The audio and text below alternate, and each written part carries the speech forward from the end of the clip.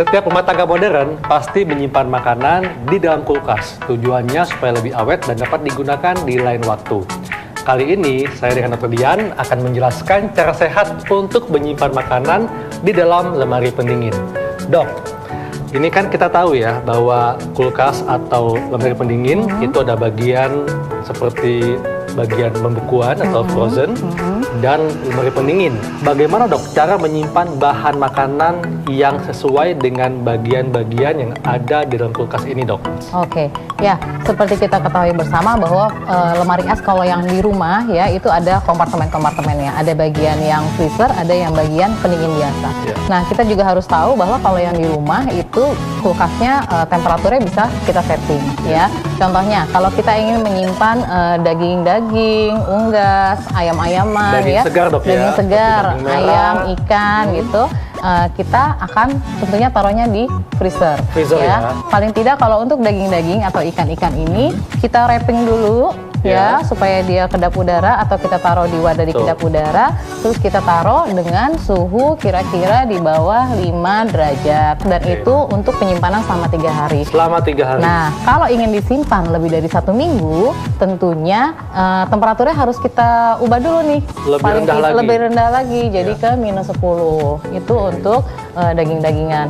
Nah, untuk telur, susu dan produknya ya seperti ini memang kita taruh di bagian pendingin dengan suhu 1 sampai kira-kira 10 derajat Celcius ya. Itu aman. Juga sebaiknya disimpan untuk waktu 3 hari juga untuk bahan-bahan seperti itu ya untuk telur. Nah, dok, mohon maaf dok. Kalau untuk minuman susu ya, ini setelah kita buka, kemudian kita simpan lagi di kulkas, berapa lama dok boleh disimpan di kulkas? Itu paling tidak 3 hari. Makanan-makanan yang disimpan di kulkas yang untuk siap disantap paling tidak hanya untuk 3 hari. Jadi harus dikonsumsi dalam waktu 3 hari. Ya, lain halnya dengan kalau misalnya kita menyimpan buah-buahan atau sayur-sayuran yang mentah. Kita taruh di tempat sayur-sayuran ya, di bawah ya. Ini bisa buah, bisa sayuran gitu ya. Sebenarnya sih baiknya memang terpisah ya. Cuma kan banyak orang ditaruh bersamaan gitu. Nah, kemudian untuk makanan-makanan yang akan siap disantap, misalnya kalau misalnya beli nasi goreng atau beli ayam bakar, ayam goreng yang tidak habis mau disimpan gitu ya. Seperti ini dok ya. Nah, seperti ini contohnya nih ayam bakar nih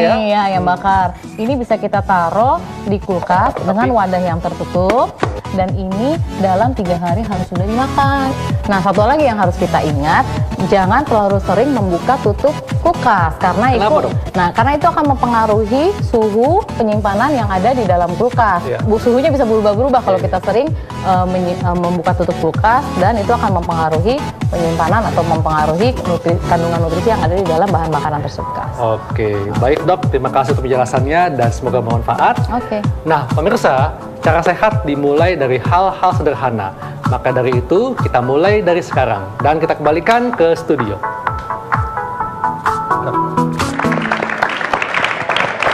Oke, berikut tadi demikian info untuk cara penyimpanan makanan yang baik di kulkas dari Dr. Haikal. Mungkin Mbak Dewi sendiri ada pengalaman penyimpanan makanan. Setahu aku sih biasanya kalau kayak sayur gitu-gitu tuh nggak bertahan lama ya.